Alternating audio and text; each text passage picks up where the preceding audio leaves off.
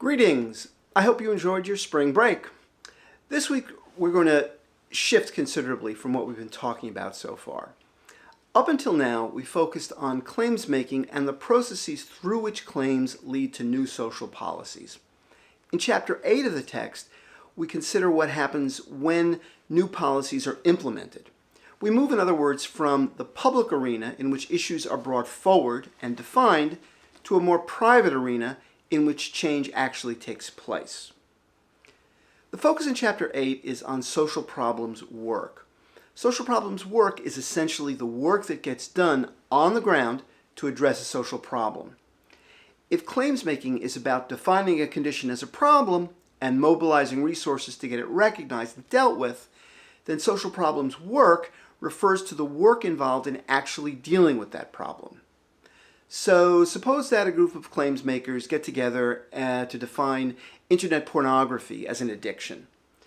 And suppose they're successful in getting policymakers to address the problem by budgeting funds for treatment programs designed to help frequent viewers deal with their addiction. New organizations are set up that hire therapists and counselors to help people who meet the criteria for a porn addiction. The efforts of those therapists and counselors are an example of social problems work. Driving while intoxicated became defined as a serious social problem in the early 1980s. New laws were passed, and the task of enforcing those laws fell to police officers. If a police officer suspects that someone is driving under the influence, they have the right to stop that person, require them to take a breathalyzer test, and arrest them if their blood alcohol level exceeds a certain threshold. All those actions constitute social problems work, and it's fair to classify the police as social problems workers. Okay, now before we get into this any further, I want to point out to you that not all successful social problems have an associated social problems workforce. Environmental claims, for example, often seek to bring about voluntary change to reduce, say, carbon emissions or so as to reduce global warming. But most of the problems with claims makers seek policy solutions for entail either enforcement of new regulations or support for victims of that problem. Some involve both. So, for example, when domestic violence became widely recognized as a problem, laws were passed that both punished abusers and funded programs to help victims get their lives back in order. Okay, so now hopefully you understand something about what social problems work is all about, and we can move on to talk about some of its key features. First and foremost, there's often a disconnect between policy and its implementation.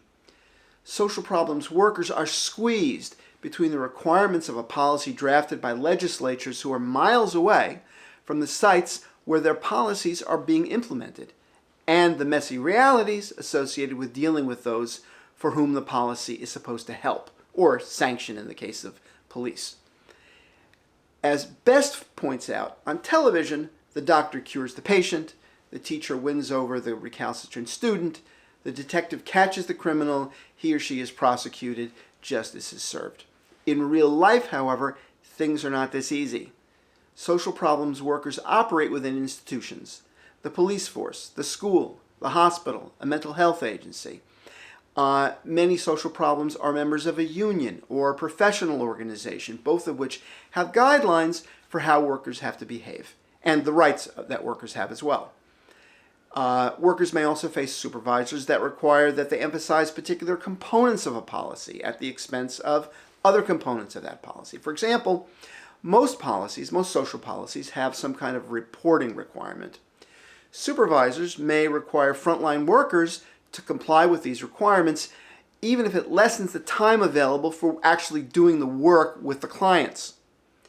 Managers further up the hierarchy, on the other hand, may emphasize the speed at which cases get forwarded and demand that workers close cases more quickly, even when speeding up the work may lessen the case success rate. More arrests, but fewer prosecutions. More unemployed workers trained, but fewer able to find and hold jobs. The professionalization of social problems work is also something to pay attention to. Professionalization is a key element in contemporary sociology. Professionalization refers to the tendency in modern societies to establish common rules of practice, basically codified procedures for performing complex tasks. These rules of practice specify routine ways of treating particular conditions. For example, a second grader. Imagine a second grader struggling with a reading difficulty. He might be sent to a reading specialist who will diagnose the child's problem. Does he have trouble recognizing the letter forms? Does he have trouble sounding out the words? And then apply a standard technique to address that particular child's particular problem. Similarly, a police officer has a specific set of procedures to follow in order to arrest someone, say for shoplifting. He has to interview witnesses, search the accused person for a weapon, transport that person to a designated location to await arraignment, complete relevant paperwork, etc. If he fails to do any of these or a myriad of other tasks, he'll be labeled unprofessional. So this concept of professionalization is an important one that plays a role in several aspects of social problems work.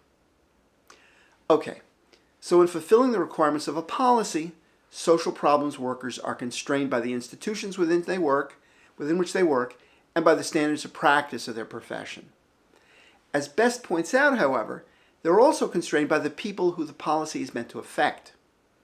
The subjects towards which the policy is directed: porn addicts, kids who have trouble reading, people arrested for shoplifting. These are all individuals and expect to be treated as individuals.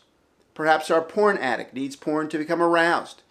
Suppose our child with a reading problem is also very shy. Suppose the shoplifter is a celebrity. Suppose the shoplifter is only 13 years old. The point here is that policies tend to call for a one-size-fits-all solution. But one size never fits all. And to the extent that social problems workers try to apply standardized procedures to non-standardized individuals, problems can arise. Okay, I'm not going to go into too much detail about what Best has to say about cases.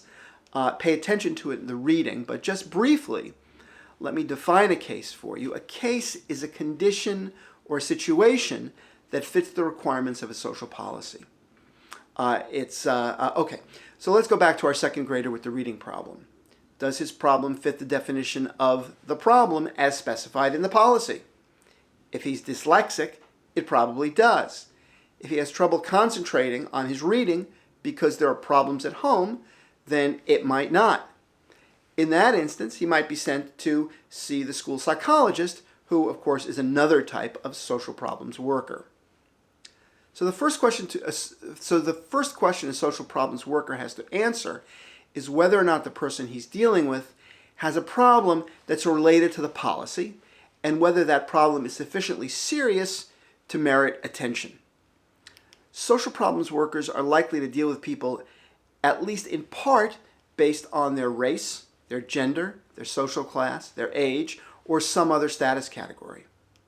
Returning to our shoplifter, most people would agree that a 13-year-old who's caught shoplifting ought to be treated differently than a 30-year-old, or for that matter, an 83-year-old. A 13-year-old may have been shoplifting on a dare. A 30-year-old may have been a professional criminal, while that 83-year-old might be suffering from dementia. Most people would hopefully disagree that the police ought to treat a black 13-year-old differently than a white 13-year-old. The point here is that social problems workers have some discretion in how they perform their work. Social problems workers are also likely to be influenced by how cooperative, respectful, and articulate their clients are.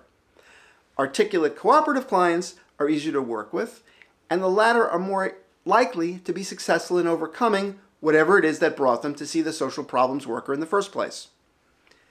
Successful outcomes, of course, give social problems work meaning, and therefore they're preferred.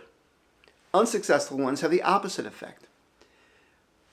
Personal considerations can also enter into the way in which a particular case unfolds. Is the social problems worker's shift almost about to end? Has he or she just had an unpleasant encounter with a supervisor? Is a vacation imminent, which might require a break in services to the client? All of these things impact the on-the-ground success of a new social policy. Or to put it another way, things rarely go by the book. As Bess points out, in a non-coercive situation, one in which someone presents himself or herself for treatment for social problems work, often involves persuading a client or patient to accept the social problem worker's definition of the client's problem. Imagine a student who consistently does poorly on exams. He or she may be referred to an advisor for counseling. The advisor listens to the student and recommends a course in study skills and perhaps refers the student to an on-campus tutoring center. Well, the student, of course, may object, claiming that the exams aren't fair or that the professors dislike him because he's a member of a particular racial or ethnic group. The important point here, though, is that the degree of resistance the advisor encounters is based to some degree on the social status of the student. Clients, subjects with higher levels of education or income, those who can draw on networks of social support, are more likely to resist than those of lower status. And then again, further complicates the efforts of a social problems worker. Because so many tensions are built into the relationship between social problems workers and their clients, social problems workers are often disappointed, and it's not surprising that they may develop a certain cynicism about their work. There's one more consideration worth paying attention to, and this is the fact that social problems workers know that they may be held accountable for their performance. In a sense, social problems workers are caught, again, in the middle of a set of pressures that come from many directions. On the one hand, they have supervisors who oversee how their work is performed and may pressure them to get more done. These supervisors and the organizations they represent are further accountable to policymakers and through the media to the public at large. On the other hand, social problems workers have clients who may resist to accept workers' definitions of their problems and the solutions that are offered. Okay, just one final note. All of these things taken together mean that social problems work can be very challenging, and that at the end of the day, policies are often not carried out as planned. This in turn suggests that the original condition that led to the new policy may not in fact be fully addressed. It can be the case, in other words, that after all is said and done, we're back at square one. All right. Before I conclude, I just want to remind you to pay attention to what Bess has to say about social problems workers and the way that they manage information about their work, and about the strategies that they employ to limit oversight by outside entities. All right, I hope you found this useful.